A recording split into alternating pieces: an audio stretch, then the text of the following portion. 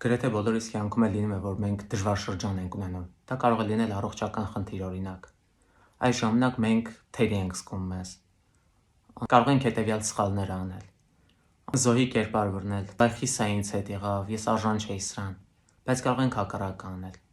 Սա ինձ հետ եղավ, օքեյ, իրական շատ մարդկանց հետ ավելի վատ բաներ են լինում։ Ինչ կարող եմ ձեռք բերել սրանից։ Ոչ թե նա ինչ կորցրեցի, օրինակ ֆիզիկական խնդիր ունեմ, չեմ կարող ինչ-որ բաներ անել։ Բայց ինչ կարող եմ անել դրա փոխարեն։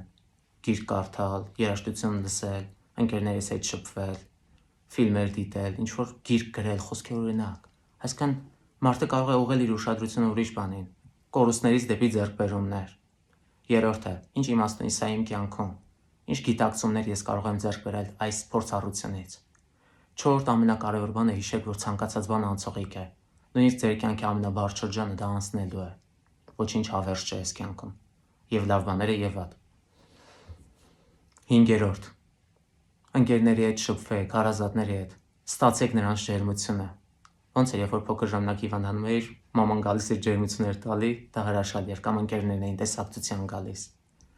Այստեղ էլ նույն ձև վերցրեք այդ ջերմությունը, շփվեք շատ մարդկանց հետ, մի փակվեք դուք ձեր մեջ։ Այս վիդեոն կարող եք կիսել ձեր էջերում, որպեսզի շատ մարդիկ տեսնեն։ Հիմա գուցե հենց ձեր մոտ է այդ դժվար շրջանը, կամ ձեր ընկերներից ինչ-որ մեկի։